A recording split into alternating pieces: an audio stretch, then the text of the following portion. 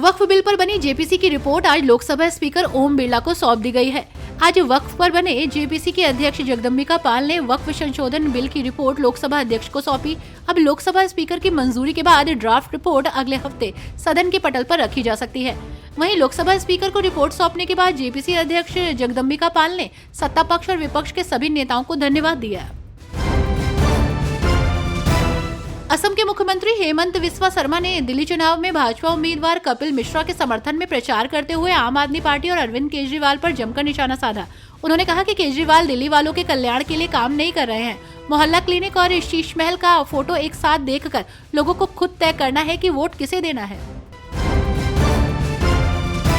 दिल्ली की मुख्यमंत्री आतिशी ने दावा किया है कि दिल्ली पुलिस ने सीएम भगवंत मान के दिल्ली आवास पर छापेमारी की है। उन्होंने कहा कि भाजपा वाले दिन दहाड़े पैसे, जूते, चप्पल बांट रहे हैं, वो नहीं दिखता, बल्कि एक चुने हुए मुख्यमंत्री के निवास पर रेड करने पहुंच जाते हैं।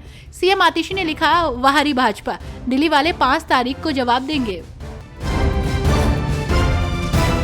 हरियाणा के मुख्यमंत्री नायब सिंह सैनी ने दिल्ली के पूर्व मुख्यमंत्री अरविंद केजरीवाल को यमुना नदी के पानी को लेकर चुनौती दी है।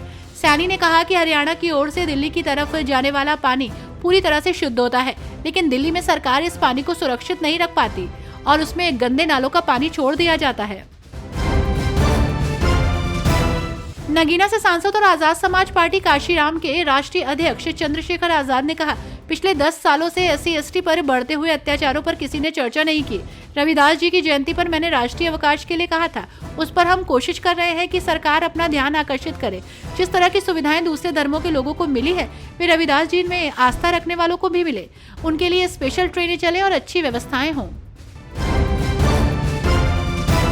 कांग्रेस सांसद प्रमोद तिवारी ने कहा कि सर्वदलीय बैठक में कांग्रेस ने चिंता जताई है कि भाजपा सरकार एक के बाद एक संवैधानिक मूल्यों और परंपराओं की हत्या कर रही है। कुंभ मेले में जिस तरह से हादसा हुआ, उस पर हमने चिंता जताई। हम देख रहे हैं कि अब देश की आजादी की तारीख भी सत्ताधारी दल से जुड़े राष्ट्रीय स्वयंसेवक संघ के प्रमुख द्वारा बदली जा रही है। इतना ही नहीं, हमने गृह मंत्री अमित शाह द्वारा बाबा साहब अम्बेडकर का अपमान किए जाने पर भी चिंता जताई। दिल्ली विधानसभा चुनाव को लेकर सियासी पारा हाई चल रहा है। वहीं इसी बीच आप मुखिया अरविंद केजरीवाल ने मुख्य चुनाव आयुक्त पर जमकर हमला बोला। केजरीवाल ने कहा कि चुनाव आयोग राजनीति कर रहा है। राजीव कुमार को रिटायरमेंट पोस्ट चाहिए। इतिहास में कभी इलेक्शन कमीशन का कबाड़ा नहीं हुआ। मुझे पता है कि ये जेल में डाल देंगे। राजीव कुमार राजनीति कर रहे हैं, उन्हें राजनीति करनी है तो चुनाव लड़ लें। राष्ट्रीय राजधानी में एक प्रेस कॉन्फ्रेंस के दौरान भाजपा नेता और प्रवक्ता सुधांशु त्रिवेदी ने आप और कांग्रेस की आलोचना करते हुए कहा कि दोनों पार्टियों ने खुद को बेनकाब कर दिया है। यमुना के पानी में जहर के बारे में आपके आरोपों को संबोधित करते हुए उन्होंने टिप्पणी की कि पाकिस्तान ने भी कभी ऐसे दावे नहीं किए थे, फिर भी वे अब 2 भारतीय राज्यों की सरकारों से आ रहे हैं। आपका झूठ राजनीतिक और संवैधानिक दृष्टिकोण से उजागर हो गया है। इन दिनों दिल्ली में चुनावी प्रचार प्रसार जोरों पर है। ऐसे में सपा भी आपके समर्थन में उतर आई है। इस बीच समाजवादी पार्टी के अध्यक्ष अखिलेश यादव भी आम आदमी पार्टी के समर्थन में चुनाव प्रचार के लिए उतरे हैं। सपा प्रमुख अखिलेश यादव और दिल्ली के पूर्व सीएम अरविंद केजरीवाल ने किराड़ी विधानसभा में रोड शो किया। अखिलेश यादव ने किराड़ी विधानसभा क्षेत्र से आम आदमी पार्टी के उम्मीदवार अनिल झा के समर्थन में रोड शो करते हुए उन्हें जीत दिलाने की अपील की।